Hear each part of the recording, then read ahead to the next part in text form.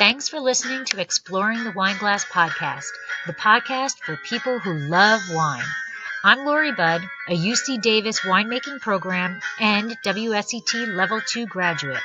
You can find Exploring the Wine Glass on all the socials as well as your favorite podcast catchers. If you haven't subscribed yet, now's the perfect time. I promise I'll never tell you what to drink, but I'll always share what's in my glass.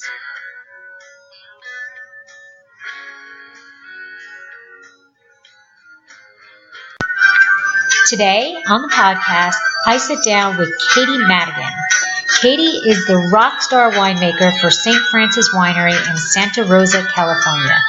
Her name may not be known in every wine lover's household today, but I know we will be hearing more great things about her in the upcoming years.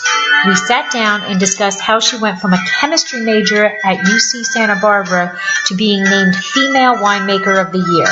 We also talked through 4 wines in her portfolio. I didn't have the time to taste them as they arrived directly before the interview, but after our conversation, I cannot wait to pop the corks on them. As you are listening, if you could please take the time to scroll through to rate and review the podcast on Apple Podcasts. I have no idea why, but it's the reviews that matter in the iTunes algorithm to help get Exploring the Wine Glass suggested to more people. So enjoy the conversation. Sláinte.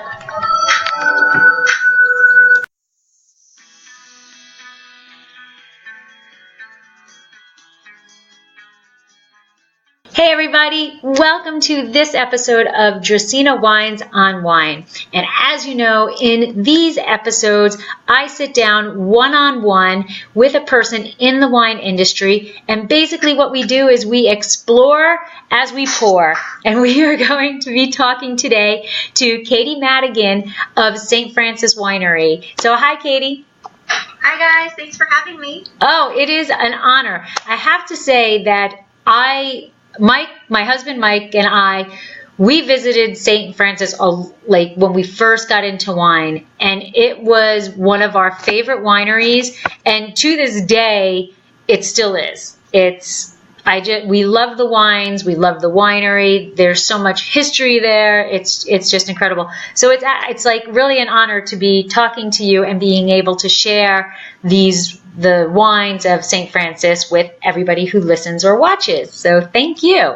Oh, thank you. You know, we have been around since the 70s, and I know so many people that have been to our winery many years ago, and so for me to kind of step in as this new generation, an already successful winery, and still see it flourish has been a lot of fun for me as well. Yeah. And I am going to throw something. You've been there a long time, but was it kind of nerve-wracking to take the reins of such a well-known and established winery?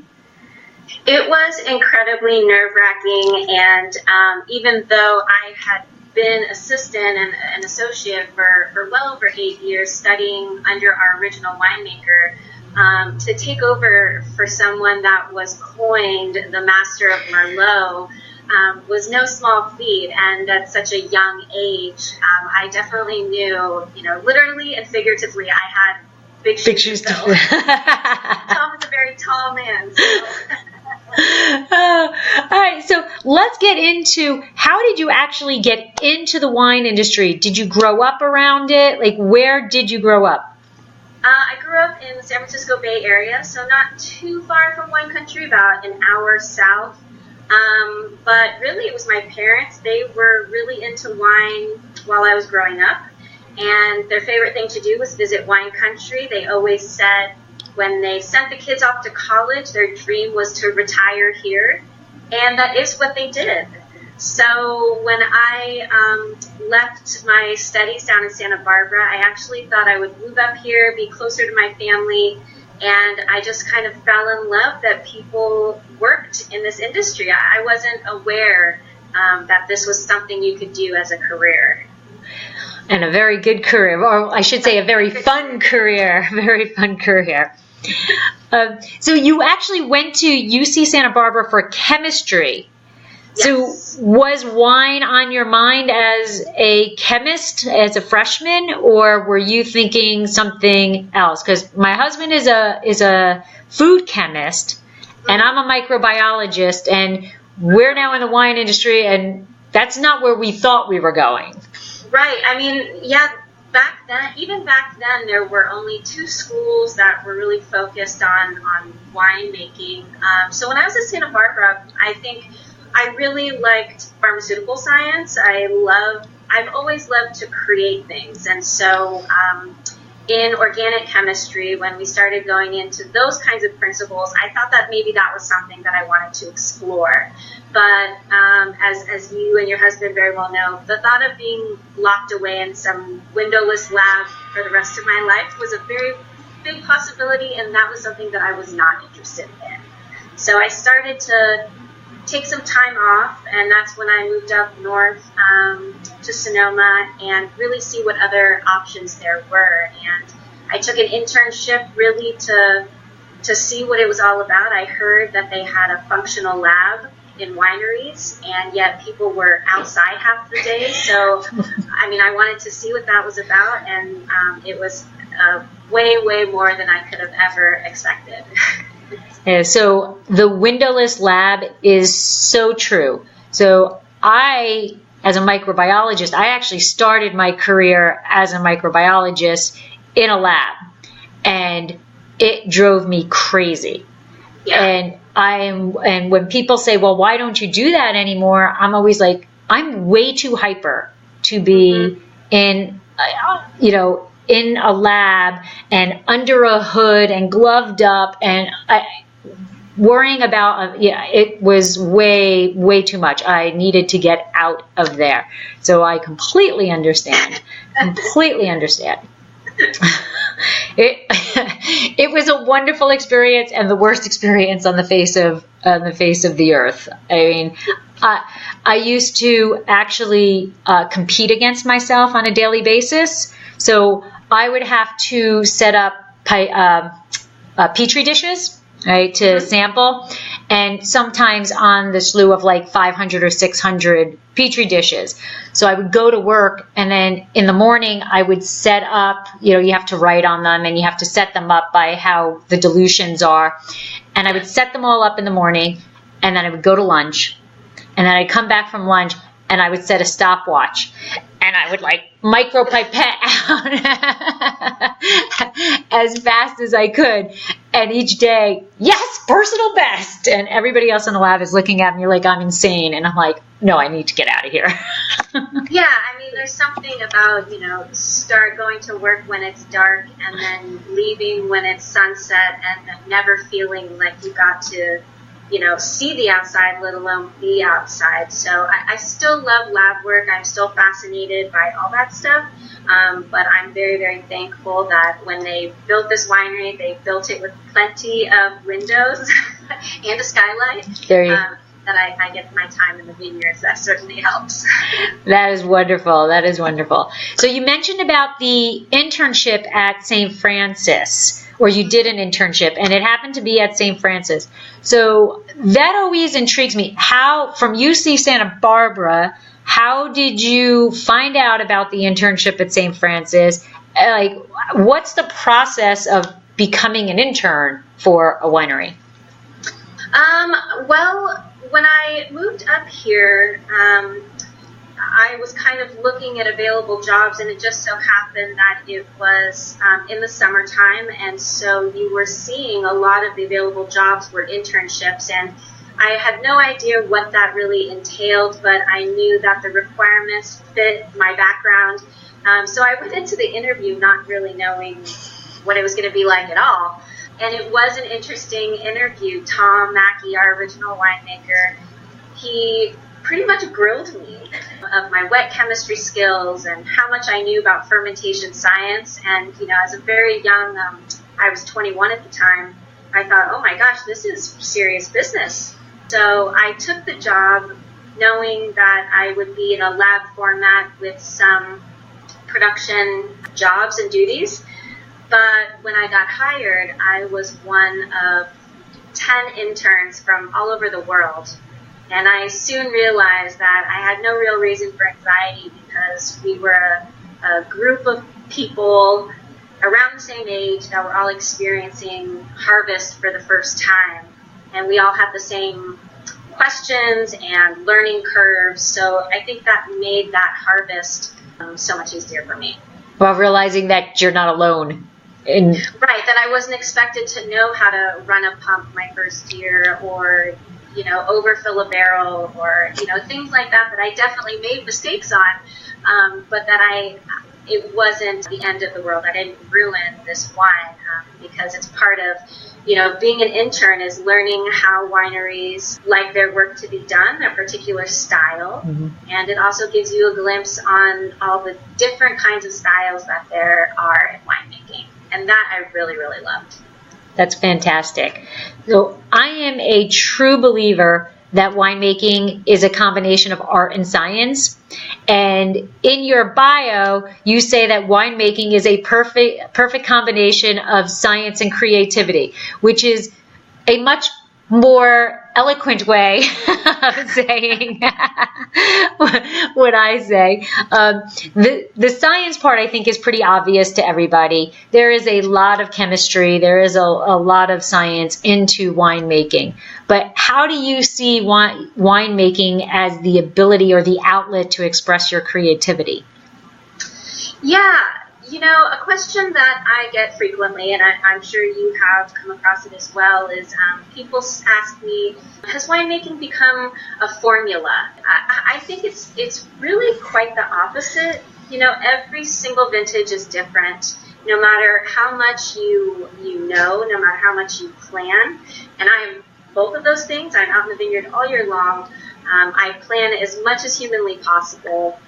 But no vintage is ever the same. And instead of looking at it with apprehension, I look at it as another chance to make this vintage the best that it possibly can be.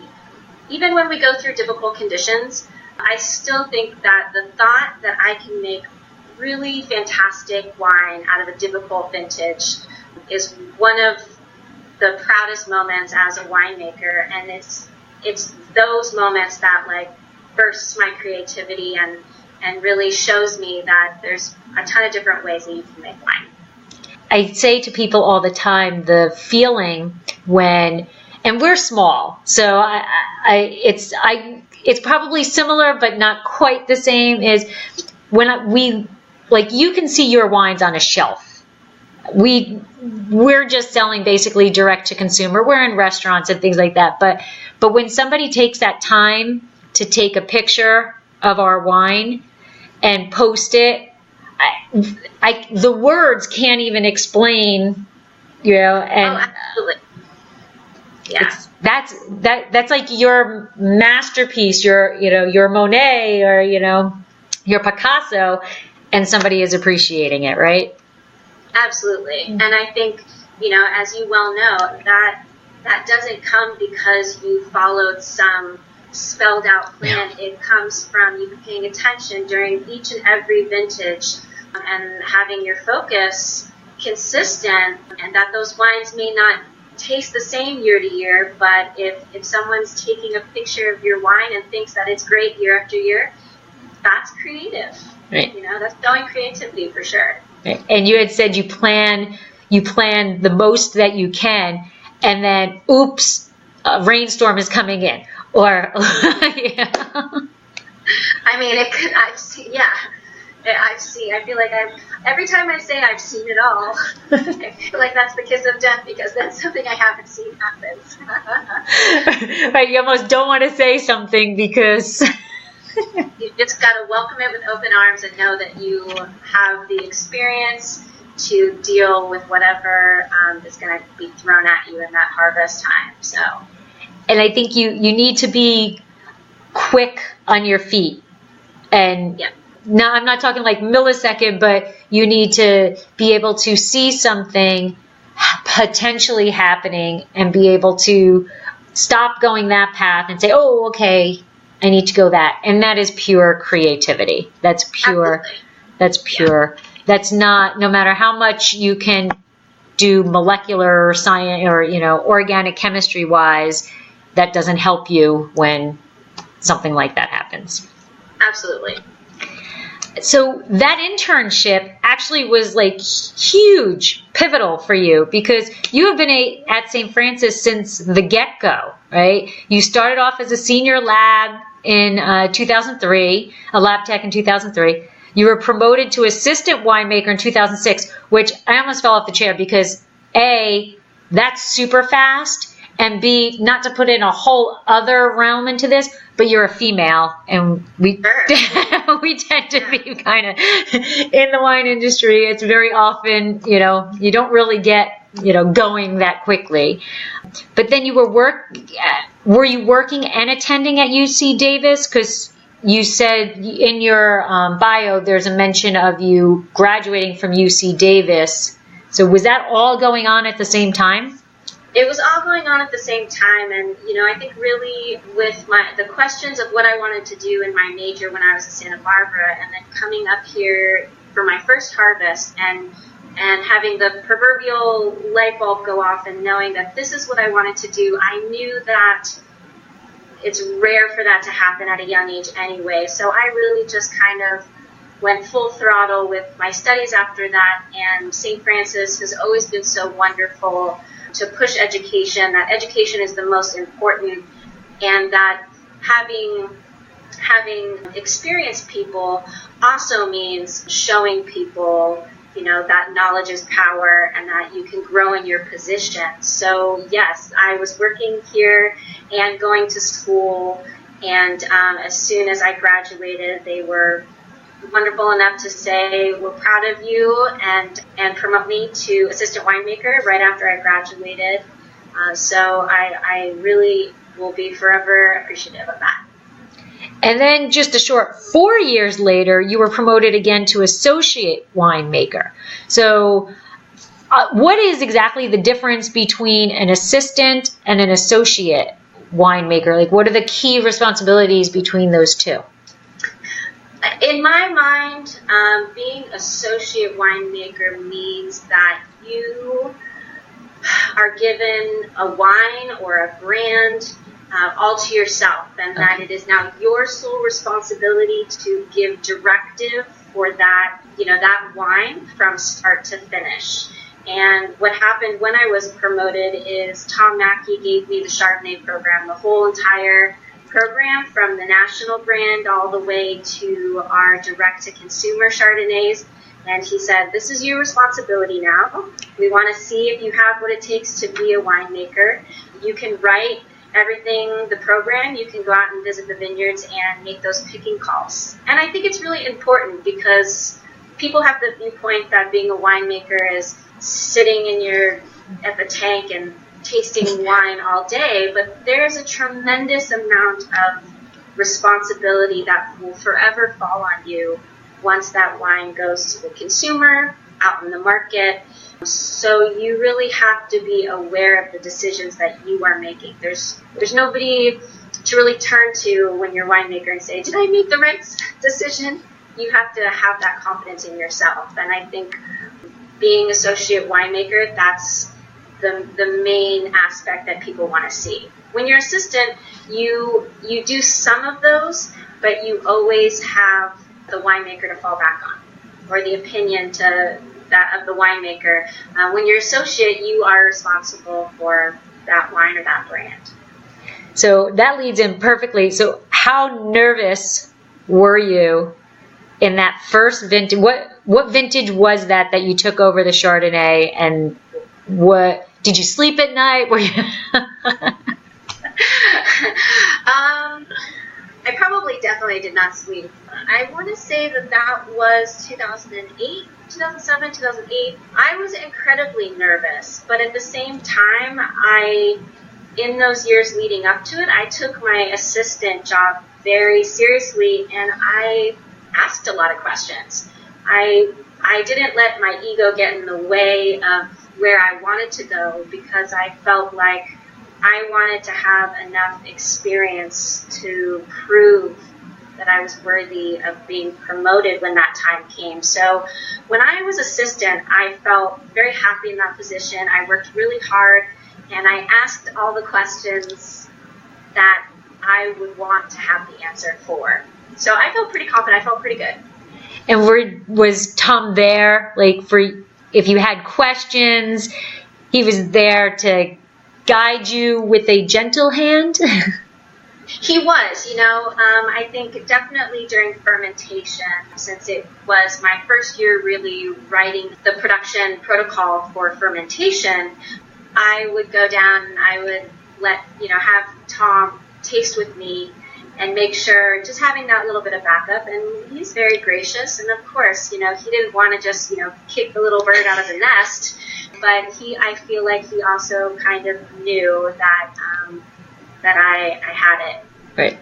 Right. I'm sure he wasn't giving that to you without the confidence that you had shown him that you can handle it. Yeah. Yes. Absolutely. So I think this is actually a perfect time let's talk about this first wine that was sent to me, the Chardonnay. So this is the 2017 Sonoma Coast Chardonnay. And unfortunately, I did not get to taste the wines because they arrived literally a half an hour or so before we sat down. But so tell me about this wine, this harvest, the grapes. Sure. 2017 vintage was very warm up here in Northern California. We went through 3 different heat spikes that were about a week long. So that kind of intensified ripening, where I think that in a lot of instances the sugars were high, but the grape was not physiologically at maturity. So picking decisions were quite difficult that year. But I have to say it's probably one of my favorite vintages that we've made of Chardonnay in a few years because of those heat spikes. You have these beautiful, what I call tree fruit kind of aromas and flavors. So pear, apple, peach. But then the acidity is just naturally higher because we picked it a little bit earlier than we would normally. So it's got this great balance. And then we use about 25% New French oak. All of our Chardonnay is fermented in barrel. And we do some stirring of the lees, batonnage. And that just really kind of creates a creamy mouthfeel without adding any extra oak in there. That's wonderful. 2017, we had the same issue in Paso. We had a heat spike that I think was 10 days long, as opposed to having 2 heat spikes.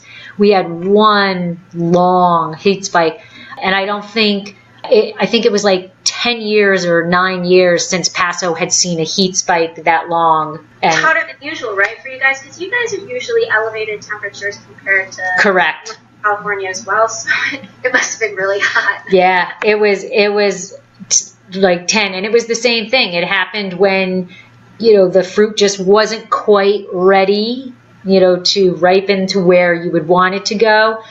We did have some cooling at nights, but even the cool nights were not what we typically had.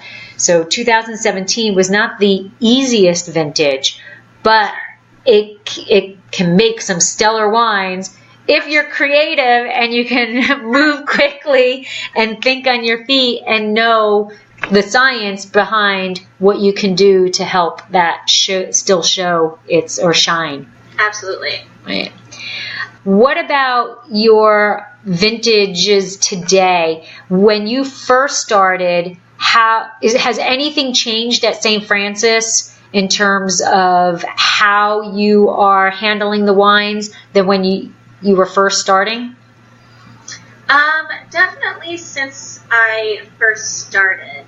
But I think that, probably in the last 8 years or so, we really found a really great happy medium with what we're doing here, which kind of goes back to creativity. We have a lot of leeway in what we do. We don't try to force a vintage to make a certain kind of wine. We just we look at every vintage independently, and we give ourselves flexibility in the cellar, and that's the biggest thing that we can do. Our cellar is very spacious, And so it gives us the opportunity in vintages that are very condensed to bring everything in at the same time.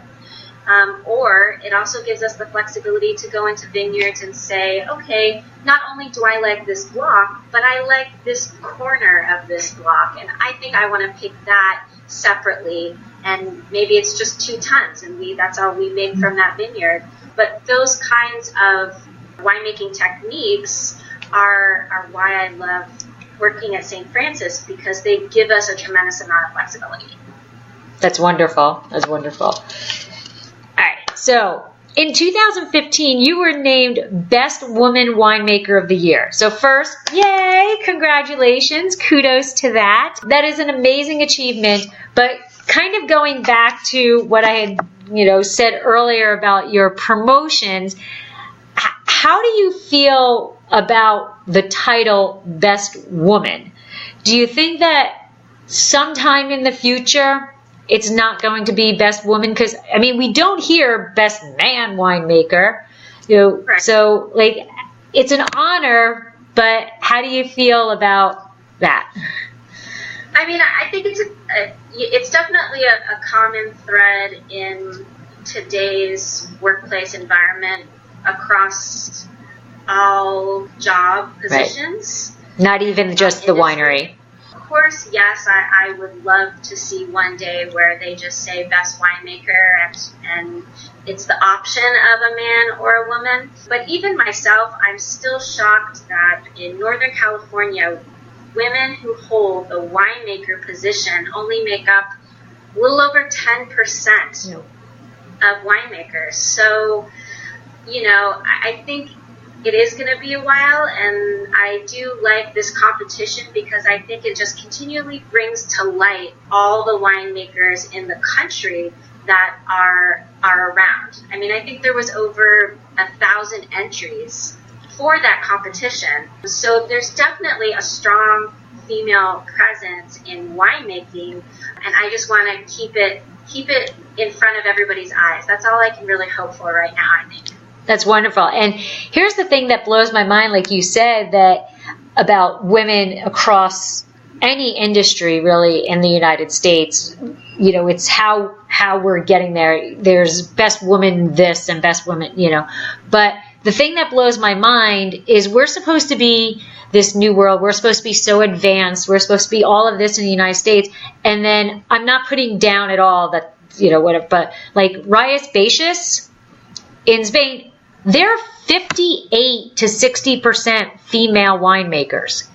Yep. And that just blows my mind. And by far one of my favorite regions on the face of it. I will drink an Albarino any day of the week.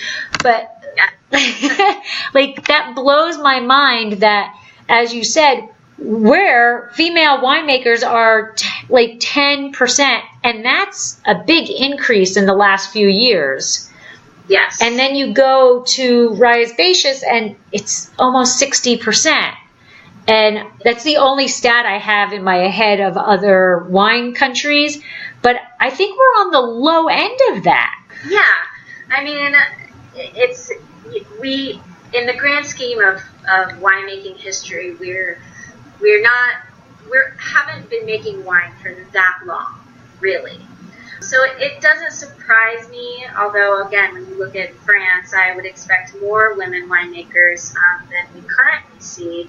But I think, definitely for St. Francis, it's pretty incredible that the family that owns St. Francis, which is right now, it's owned by 3 sisters, and all of their American wineries that they've owned have all had female winemakers. And they've always pushed, they've always pushed just respect in general, but it's pretty amazing to think that even going back to the 70s, these women had the foresight to put a woman in a top position, and I love that. I love it too. Back to your wines, you're actually now responsible, from just Chardonnay, you're now responsible for the Old Vine Zin, Pinot Noir, and Chardonnay. So how did you go from Chardonnay to those 3? Well, when Tom Mackey retired in 2011, we thought that maybe we would look at winemaking a little bit differently than a lot of other wineries, where usually they have a head winemaker and then an assistant or associate. But we kind of looked at it differently, where we wanted to put winemakers in front of varieties that they felt really passionate about. And so, of course, Chardonnay is where I started. I will never let Chardonnay go. And Zinfandel as well, such a passion project of mine.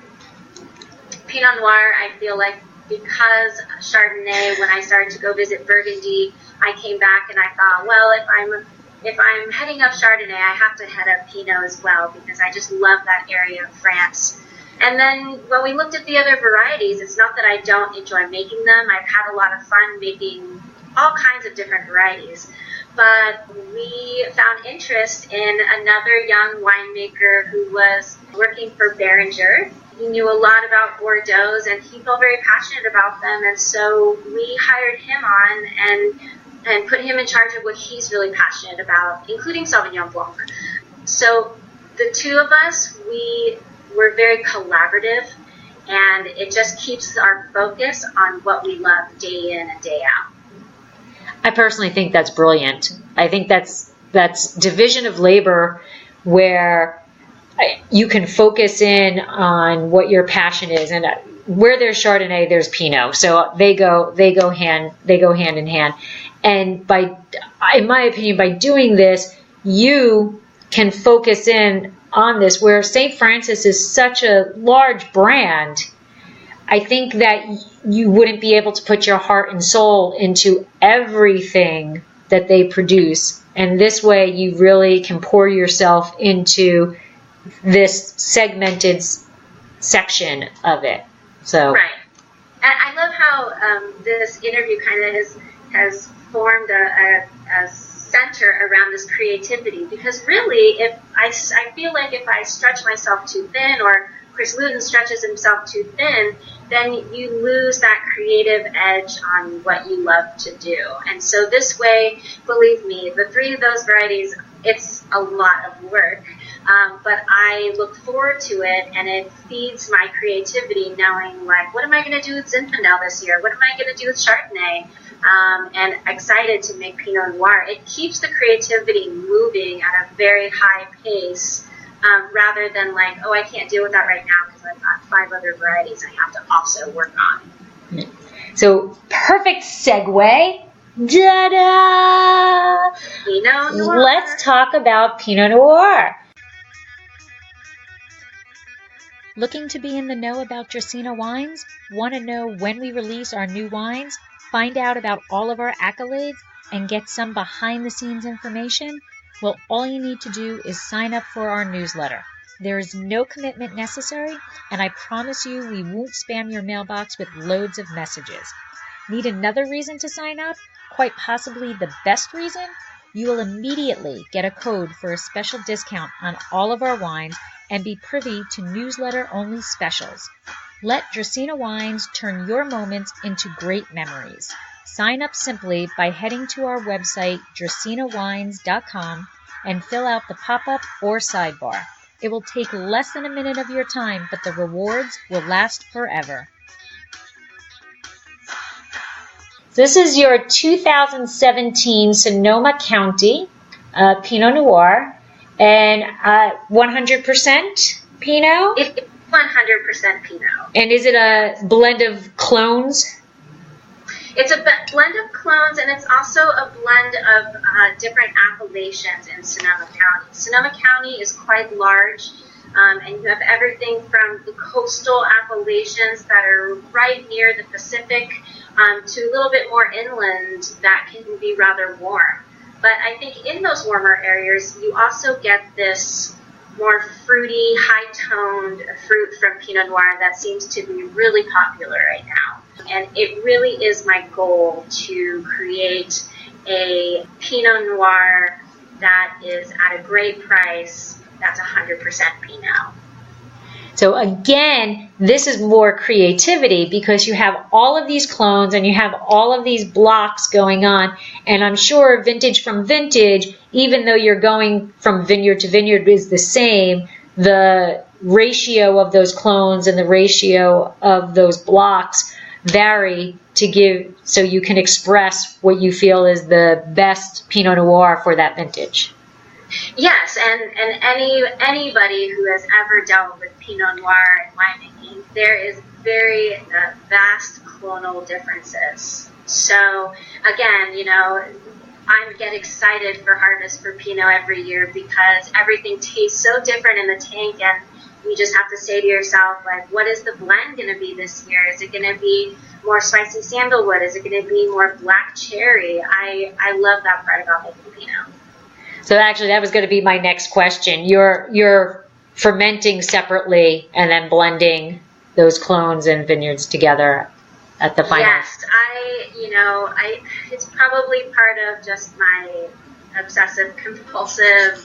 I have a hard time combining anything really, because I'm just so curious to see what the vintage has brought us every year. So it can get to be a lot. Usually at the end of harvest, we have about 200 lots fermenting, but it's so fun to go taste in the cellar, and that's one of my favorite times, is to get here in the morning and go through and taste all my tanks and see what did this year bring us. And have you found that certain blocks are always presenting those same or similar characteristics? And you start to find, do you find that this block or this clone and this clone really marriage well together? And yes. Yeah, I think there's tons of different styles for Pinot, and I don't think that one is better than the other. It has to do with your personal style, your customer base, but you definitely gravitate towards particular clones, and they show the same characteristics year in, year out. So, yeah. Okay. So the last two wines we have are both Zinfandels. So this one is your Old Vine Zinfandel. So this is actually 2016. I'm getting old. I had to move that away a little bit. 2016. So this is your Old Vine. And then I also have the Zinfandel Dry Creek Valley, which is also 2016. And the first thing I'm noticing is that, this is a reserve. Okay, so I was like, all right, I'm noticing that this is a whole different label here. So this is a reserve. So let's talk about your old vines first. So tell us about what the vines are, where they're located. Sure. The Old Vine Zin is really a blend of about 20 different Zin vineyards that we contract with. And the majority of them are anywhere from 80 to 120 years old, so wow. So authentically old. I would say the average is 50, but really we pull from all these different appellations in Sonoma County, and kind of like both the Chard and the Pinot, where you grow Zinfandel really showcases different characteristics. When you grow Zinfandel in the northern counties like Dry Creek, it's more of this black fruit, very opulent type of Zin. Russian River is very spicy. And then down here on the southern end of Sonoma County, I think you really get a combination of more red raspberry fruit with, again, some of that peppery quality to it. So the youngest is about 50 years, you said. So we had a previous podcast discussing what Old Vine means. And my first thing, are these head trained? Yes, the majority are head trained, yes. We are also looking towards the future of Zinfandel. What I've been seeing here in Northern California anyway is a lot of Zinfandel being ripped out to be planted to, varieties that are a little bit more economically feasible for the grower. So we actually just planted our first Zinfandel on one of our estate properties that will be trellised as well. Oh, yeah, okay. But the majority of that what's contracted is head trained for sure. So let me get a little geeky here. Why are you deciding to trellis them? what is the difference that you see of how that Zinfandel is going to produce by the head training versus a trellis, whichever system you're choosing? Well, when we look at the future of farming, you see a lot of mechanization, not just because it's easier and cheaper, those are definitely components, but also because the mechanization produces the same quality as hand-picked fruit that we're seeing. So when you put it that way, it becomes more an aspect of managing your canopy, managing your fruit load, and not so much the orientation of your vine itself. Of course, head-trained vines, they're beautiful. They're romantic. They're romantic, and I think a lot of their character comes from the fact that they're close to a century years old, and those roots are so deep into the soil.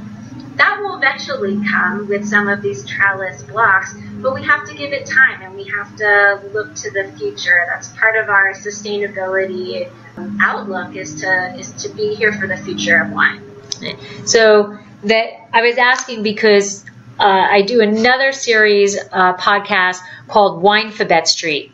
And each month I take a different letter with a friend of mine, Debbie Giaquindo. We take a different letter each month, and then we research it and we present an educational series on it.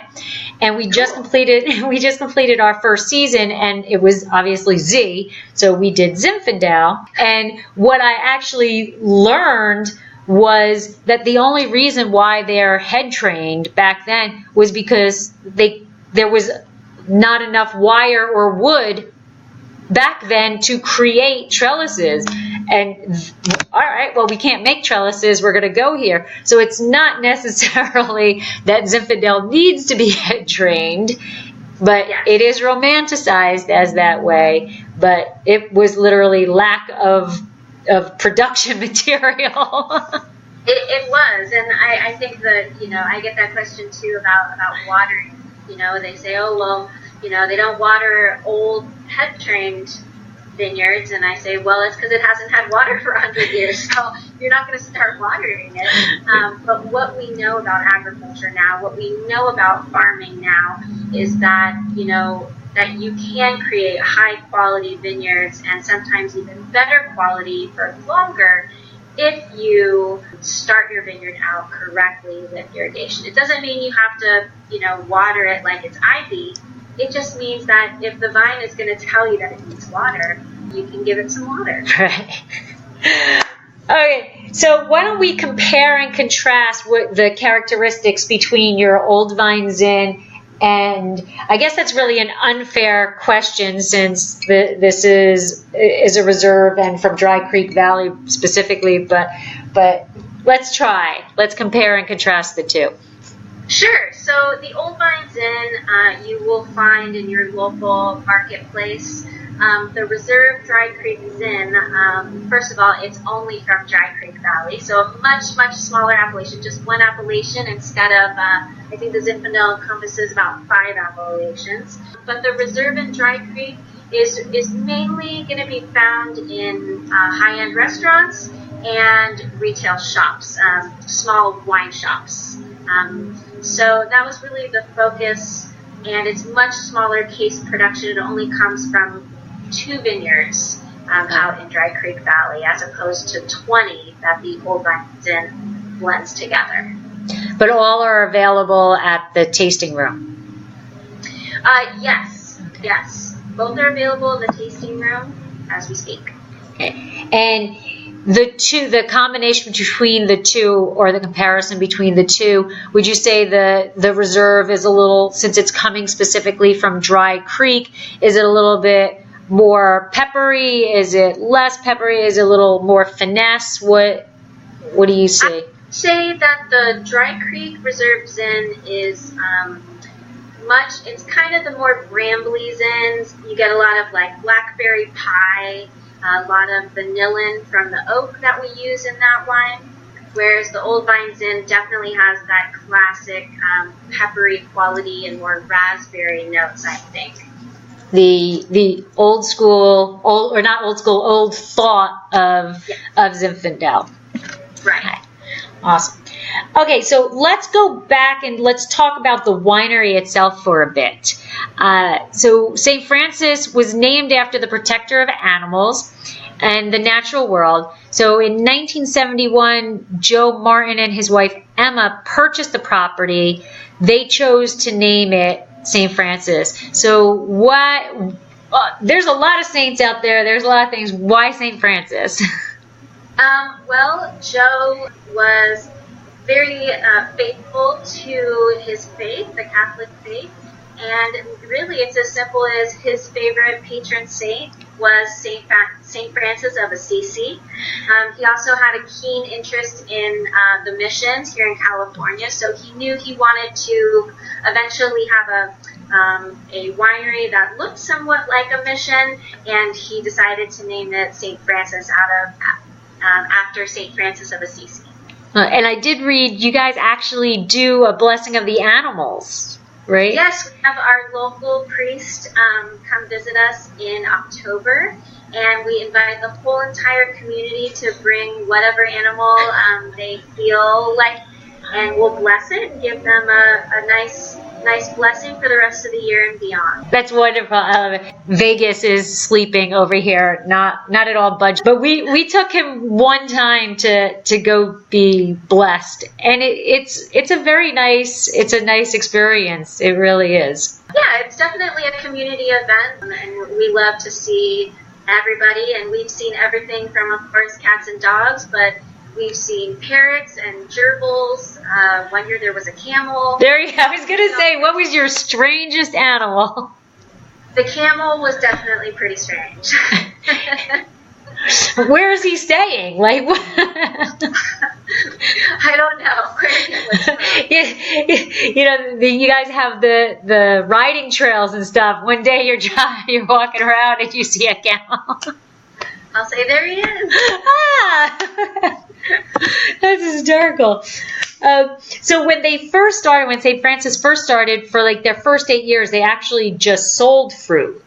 So yes.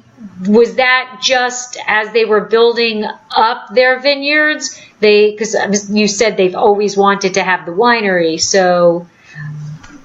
I think in the beginning, Joe just wasn't really sure what the transition would be. He started growing those grapes at the original Beeler Ranch and selling them to local wineries. And it's really when they were starting to get good medals and write-ups from that original vineyard that Joe kind of said to himself, I think we can make it if we build ourselves a little winery here. So he did. Why should we be letting them get the awards on our fruit? Let's do this ourselves. Exactly. One of, I think, the most obvious or predominant part about your winery is that bell tower. Yes. And you can see it from far away, and you can hear it from even further away. And from the first time we pulled up and our first tasting at St. Francis, I fell in love with the winery. I love the mission concept of it. It's beautiful. But that bell tower is, if anybody is listening or watching who has not seen this, I'm sure you can Google it. I'm sure you can whatever, and the pictures are there. It's magnificent. And what's the history behind that? I have to give it to Joe. He was really like a go big or go home kind of guy. And when we built this facility that we're currently at in the winery, the tasting room, in the late 90s, he wanted it to be extra special. So he actually commissioned the bell to be made by the Marinelli family, which has been making bells for the Vatican since the 1300s. They're actually the oldest family-owned business in Italy, and I'm pretty sure it probably cost him more to ship it back to America than to build it, but it's so beautiful. It's really stunning, and he went all the way over there to make sure that it was made and inscribed with St. Francis of Assisi on the bell, and it does ring every hour on the hour. So that blows my mind that like, let's make this bell in Italy. And I don't know how heavy it is, but it's about 1,000 pounds. Yeah, it's enormous, and it's solid, and when it rings, you can feel it in your soul when it rings. Yes. But I think you have to be right. It had to have cost an outrageous amount to ship that. And I mean, I don't know do you know how long it took to get made and to ship it? Like, I don't. I mean, that's a great question. I mean, obviously, it probably had to come over by boat in a container, but in the 90s, who knows? Especially from Italy, it could have taken months. Right. Okay, so as I was showing the wines, we know about the reserve, and then the other labels are all the same white label, but St. Francis actually has 4 different tiers: the icon, the artisan, the reserve, and the classic. So what's the difference between those tiers, and then how do you decide what fruit goes into what tier, because you're picking all from the same places? Right. I think the main difference between them is going to be accessibility. So the classic series, you know, as we mentioned before, you'll find that all over the country at your local marketplace. So that's like the old vine. Yep. And we also have Cab, Merlot, Sauvignon Blanc, and Chardonnay and Pinot in that white labeled classic series. Okay. With the reserve line that we saw the Zinfandel earlier from Dry Creek, we also have Cabernet and Merlot in that label. And those are available all over the country, just kind of focused more in restaurants and wine shops. And they all have the same color scheme? Yeah, kind of a grayish label, if you will. Okay. And then the icon and artisan? The artisan are the wines that both the artisan and the icon wines you will only find here at the winery or on our website, www.stfranciswinery.com. The artisan series is available at the tasting room and for our wine club. And they focus on both vineyard designates and proprietary blends that Chris and I both like to make. And then the Icon series are specifically blended wines that what we call the winemaker wines. So very, very small case production, really only available at the winery so far. And they're a little bit different vintage to vintage because we really kind of have to wait to see what the year is going to bring us. But I think one thing that I love about the way we make wine is we give everybody the chance to be in any of those tiers each year, which is why we kind of ferment everything separately. We see what the year gave us, what each lot tastes like, and then we kind of whittle it down to from the Icon series to the Classic.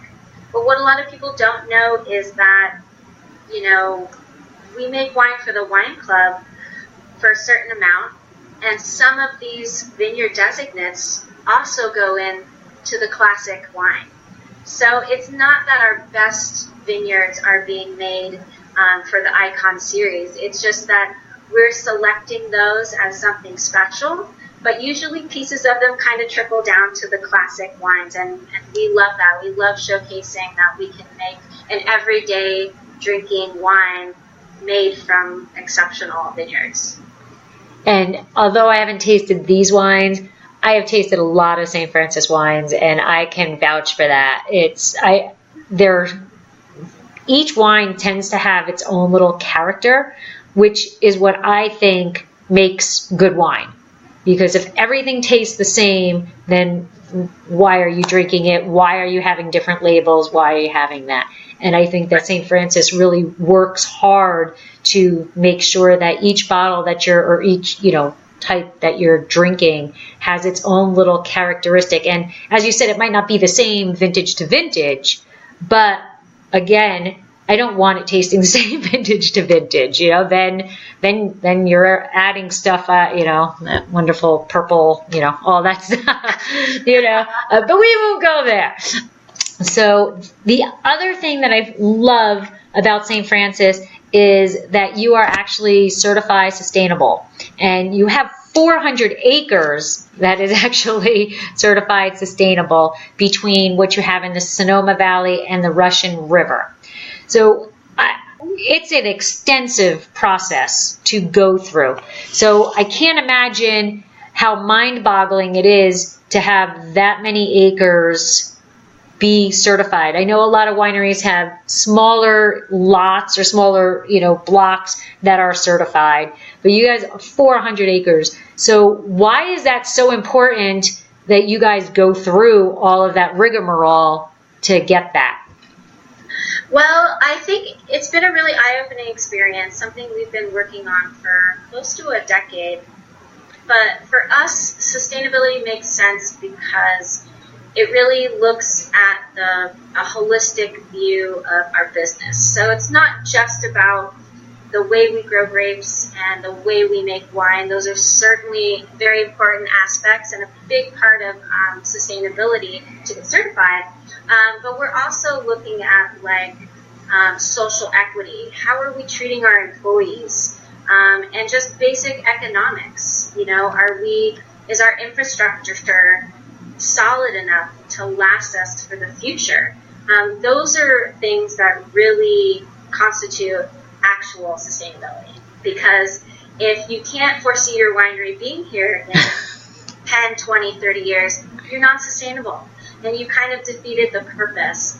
So, you know, looking at how we've improved in the vineyard by just taking incredibly small steps, like, you know, measuring how much water we use. We've cut our water usage by 30%, just knowing that we were putting too much in the vineyard and the vines weren't taking it all up. Some of it was just going right out. And then, of course, you know, our solar panels on the winery. It's amazing to see how those big things make a difference. But also, you know, our employees, from the vineyard workers to the CEO, everybody has the same 401k plan. Everyone has the same vacations, because if your employees are going to stay with you for 10, 20, 30 years, you're going to have a business to work on for 10 to 20, 30 years. And that's also incredibly important to us. Right. You don't want to, if you have to keep retraining people, you can't advance as a company. Yeah. And I mean, you know, this will be my 18th harvest, and that's really nothing. We have guys here that have been here 25, 30 years that helped plant the original Wheeler vineyard. I think it really says something about our company, and I think that's why when we looked at sustainability, there's a really big section on social equity, and we loved that for our business model as a winery. And you also have done something with your packaging, right? You're using recycled packaging? Yes, we use as much recycled packaging as possible. Because the glass, and this is not a negative, I'm not, you know, I have to preface that, it's not heavy glass. Correct. And I cannot get over why people feel that, oh, this is a heavy bottle, this must be a good wine. I don't get that. Because in all reality, if you're buying a heavy bottle of wine, all you're doing is paying more for the shipping. Right? I know.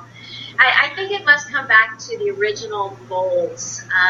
When people used to do like hand molds for glass, those molds were quite thick, and so the glass was thick and it was a heavier wine. That's the only thing I can really think of. But we tried to keep a somewhat lightweight glass. And, you know, our corks are also recyclable. You can throw your cork in the green bin of your house, the compost bin as well. So we try to do as much recycling as we possibly can. Yeah, thank you. Kudos. Well, we're reaching about an hour. And so before we go to my game, did I miss anything that you feel you want to talk about either the wines or about St. Francis or about yourself?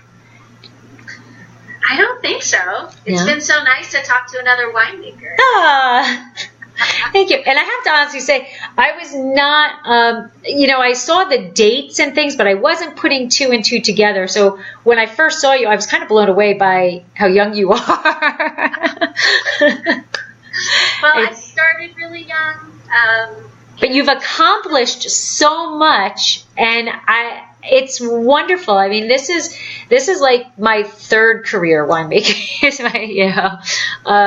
I started in the lab, left the lab, doing the winery, still have a full-time job on top of the winery, hopefully just for a couple more years.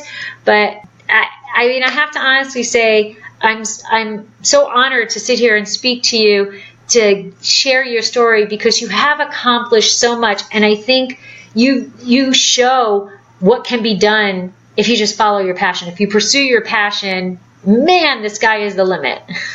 Yeah, I think following your passion, doing what you love, it may take a while, but then when you look back, you have all this experience, and there's nothing that can feel better than that. Great.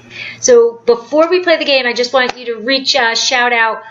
You did mention the winery, but where are you also on social media so people can find St. Francis Winery? And if you're personal, I don't know if you want to share personal, if you're on there.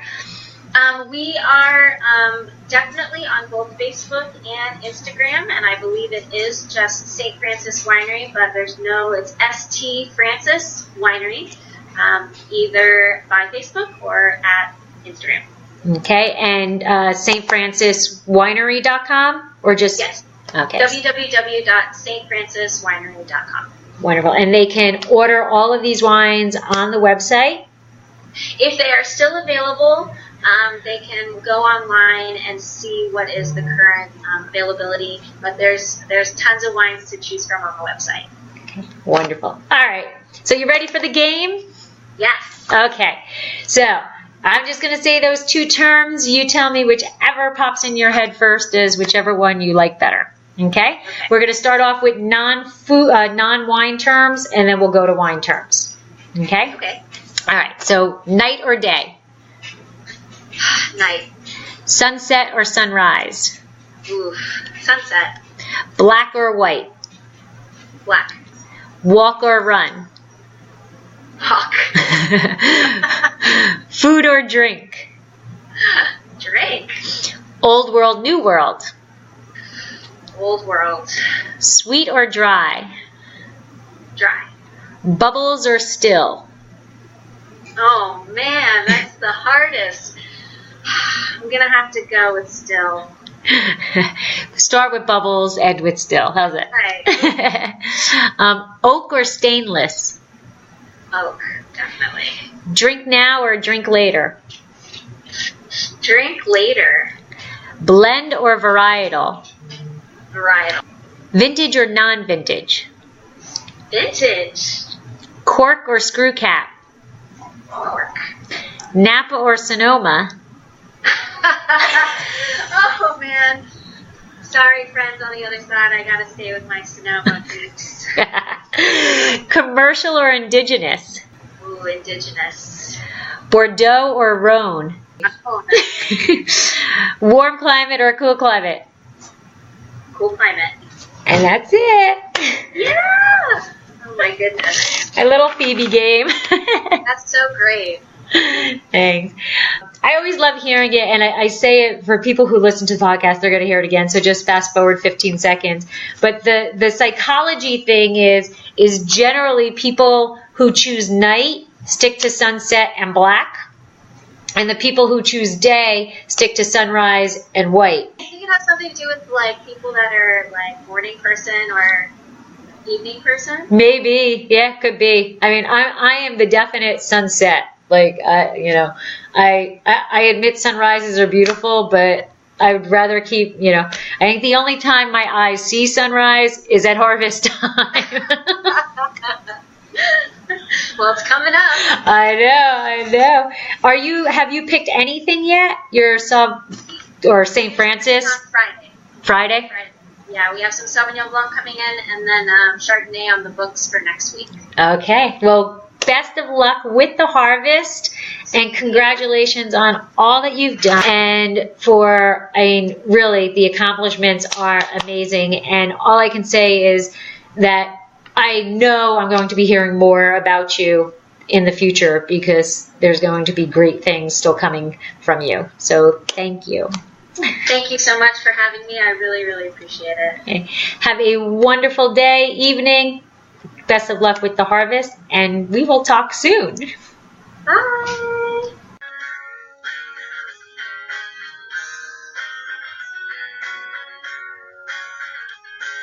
This has been another episode of Exploring the Wine Glass. Thanks for listening. If you have suggestions on what topics you would like me to discuss, please reach out on social media. You can find me on Twitter, Instagram, and Facebook as Exploring the Wine Glass. I'm also on LinkedIn as Lori Hoyt Budd. Of course, you can always email me at exploringthewineglass@gmail.com. If you enjoyed our podcast, please rate, review, and subscribe on your favorite podcast catcher to help others find me more easily. Until next week, sláinte!